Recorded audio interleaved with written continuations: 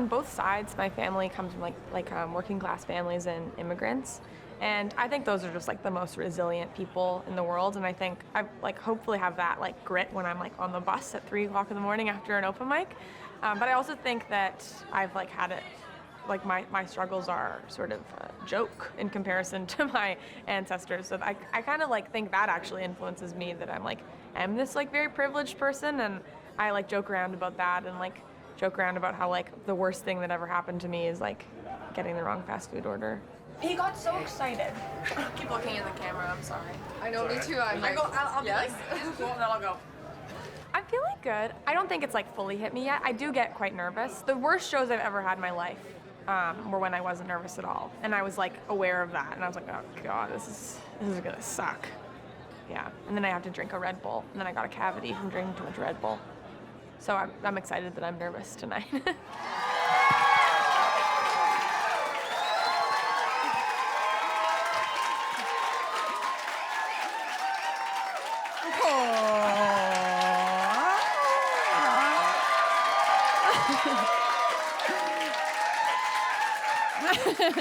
Wow, thank you all so much for coming. I'm 25. I just thought I would tell you now so you're not guessing in your head the whole time. Yeah. I am aware that I look younger than I am based on the way people are treating me in society. People keep asking if I'm in school. Everywhere I go. Are you in school? No, I do stand-up comedy. Okay. You should be in school. The other day I got blood drawn, and they did it wrong because I went to the bathroom afterwards and there was blood leaking down my whole arm. I know, they didn't plug it. And I went into shock and I went to the nurse and I was like, I bled in the bathroom. And she said, okay, was it your first time? Yeah. She thought it was my first period, and I had found an adult that I trusted. The other thing about me is that I'm half Indian and half Irish, but everyone just thinks I'm a Latina. Yeah, so everywhere I go, just making first impressions as a Latina teen. People ask, they're like, what's it like to be an Indian woman in comedy? I'm like, I don't know. Do you want to know what it's like to be a Latina teen in comedy? It's muy caliente. I just got my first period. Growing up half Indian, like other kids were mean, you know. I get it. There wasn't a lot of representation for like Indian teens. You know, there's no Indian girl in 17 magazine. There was this one time, this girl Melissa Atherholt, that's her real name. She was doing makeovers for everyone. She was planning everyone's makeover. She was like, Julie's gonna get blonde highlights. And she was like, Katie should wear more tank tops. And then she said, and Maddy is gonna get rid of her sideburns. Yeah, I didn't even know I had sideburns. And then she said, don't worry about it, you just have them because you're Indian. I know. Melissa Atherholt. She lives in this city. And my only living grandparents are white as well, which is so weird for them, you know, to be like old white people and have a Latina teen for a grandchild. And we're different, you know, like culturally and generationally. Like my grandparents are devout Roman Catholics. And when I was a kid, I told them that I worshiped Hillary Duff. They said, you worship Hillary Duff? And I was like, yeah, who do you worship? And they said, Jesus Christ. Yeah, I was like, okay, you get it. You have your guy, I have my guy. At least my guy's still making work. Something that's funny about my grandparents is like, they work out a lot. They're like fit grandparents, you know? And I work out too, but like, we're doing it very different. Like, I go to these classes like bar and Pilates, and they cost like $25 a pop, but it's worth it because the marketing kind of makes you feel like it's gonna make you better at sex. My grandparents just go to the community center and tread water for 4 hours a day. I'm training to be better at sex. My grandparents are training to be lost at sea. They're unbelievable with money, my grandparents. I think they made $10 at a chestnut factory in 1975. And they're still living off it to this day. I'm terrible with money. I'm the worst. I heard once that if you have $2,000, you're richer than half the world. I know. Half the world has more money than me. I can't even save money by accident. You know when you save money by accident, like you've committed to buying something for like $60, right? And then it's $20. Ooh, I saved $40. I can get a drink, I saved $40. I can buy those pants, I saved $40. Saving $40 cost me like $250.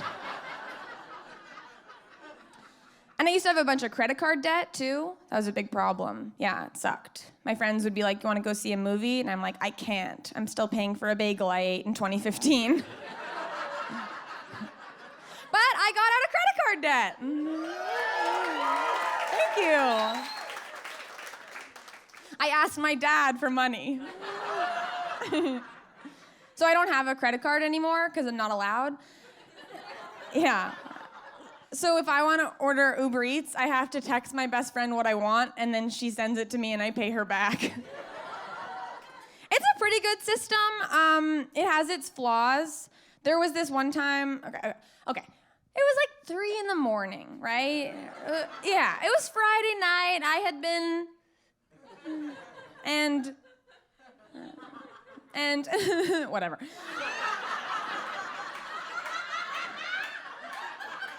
And the money books say you can have everything you need, just not everything you want, right? And we can all agree I needed a cheeseburger and fries. Yeah, so I text my best friend, I'm like, can you send me McDonald's? She's like, on it. 23 minutes later, the bag comes, I look inside, no cheeseburger and fries, just an egg and a water. An egg and a water. I don't want to be dramatic, but that's the worst thing that's ever happened to me.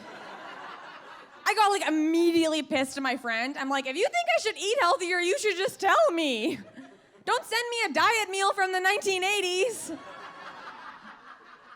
But it was a mistake. She didn't send me an egg and a water.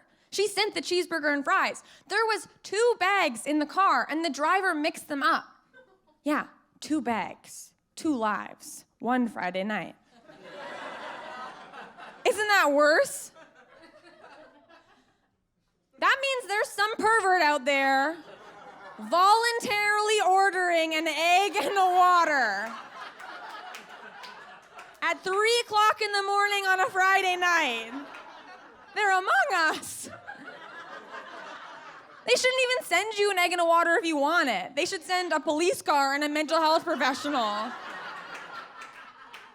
If you're not scared of this apparent killer on the loose, McDonald's doesn't serve egg. They got an Egg McMuffin and press remove on every single thing except the egg. Yeah, you scared yet? They got an Egg McNothing.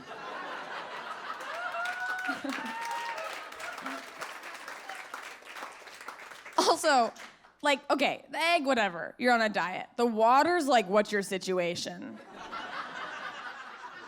You have a phone, but you don't have a tap. Egg and a water, that's the worst. Oh, I can't believe that happened to me. I'm a good person. Getting an egg and a water when you think you're about to get a cheeseburger and fries is like if my boyfriend got down on one knee, told me how much he loved me, pulled out a little box, and inside was an egg and a water. Okay, you guys are amazing. Thank you so much.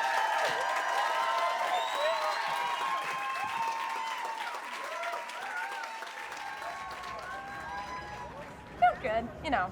I'm really, really glad it's over.